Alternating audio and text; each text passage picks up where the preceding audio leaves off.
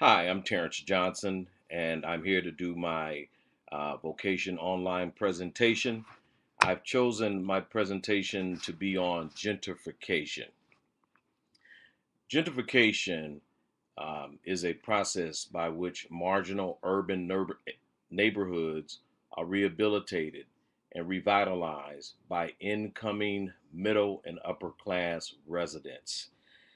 This phrase was coined by a British sociologist by the name of Ruth Class in 1964. She first coined the term gentrification to describe the residents' movement of middle class people into low income areas in London.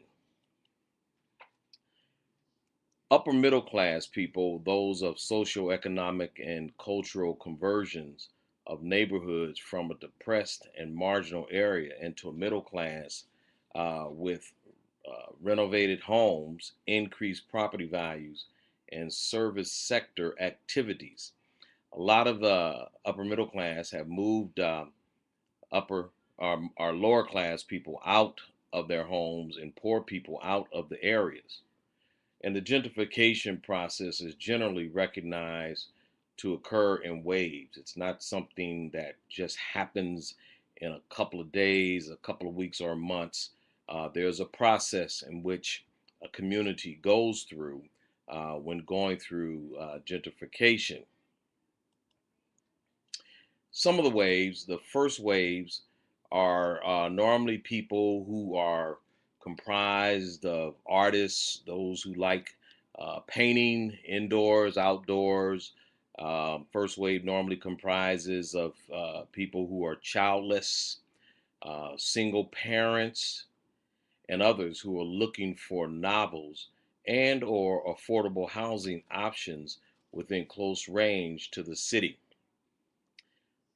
Second and the third waves are normally the middle class and the affluent gentrifiers who wash over the area, raising property values higher, successfully upgrading the neighborhood's aesthetics and class and property value position. These folk normally come in and they have the money that they need to buy what it is they want to buy, and the property values go up when more people come in and can pay more for other things. Some of the things that happens, you'll find high price stores all within maybe 3 to 4 miles of each other that you don't normally see in a area that has been depressed. New ways of survival. Some of the things how this affects the church is when gentrification takes place in any city and the city needs the building. Normally the property taxes will go up, and a lot of times the members will start moving out. But one of the ways of survival is to maintain the property, and Christian theology offers compelling reasons why individuals and communities can and must care about this dynamic. At the core of Christianity is the call towards loving our neighbor. When the poorest of our neighbors continually face the brunt of a system designed not to care about them, gentrification becomes a church issue.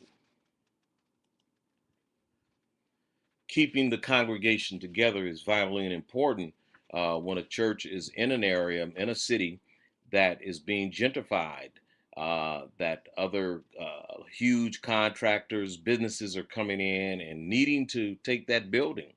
Then how does one do that? Perhaps they will compromise in how they're going to have their services. One of the things that's needed is that communities and governments and policy pressure on developers and businesses to ensure the highest percentage of affordable housing possible.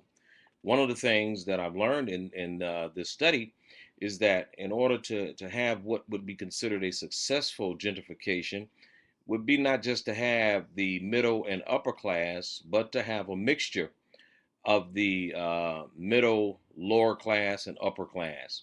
And along with that, have a possibility of affordable housing. Of course, everyone will not be happy in this process. There will be people who don't want to live in rich areas, as well as those who are rich who do not want to live in low income areas.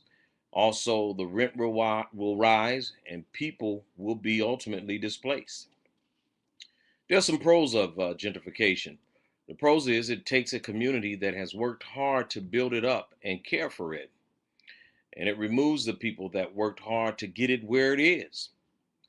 It forcing removal of poor people normally is one of the major things in gentrification, and people begin to lose their homes, and it takes the culture and the creativity totally out of the neighborhood. Is gentrification a reversal of what once was?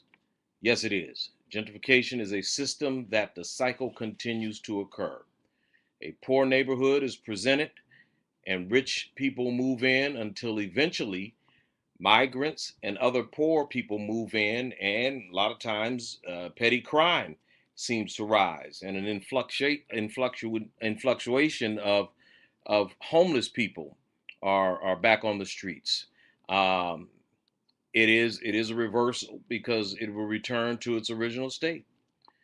And gentrification, most of the time of it is spent in the rich stages until the society perhaps changes.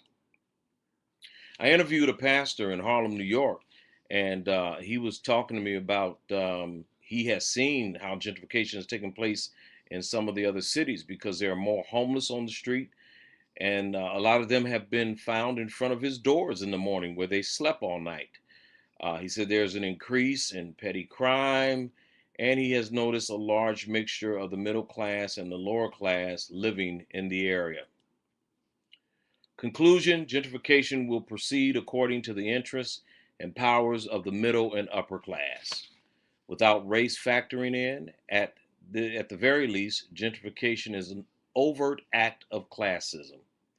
Very little has been written about and mentioned about the displaced people. What has happened to them and where are they now? This has been a very interesting and exciting topic for me. I look further to research this even some more after this class. Listen, I've enjoyed talking with you guys in our lessons. Take care and God bless you in your endeavors. Bye now.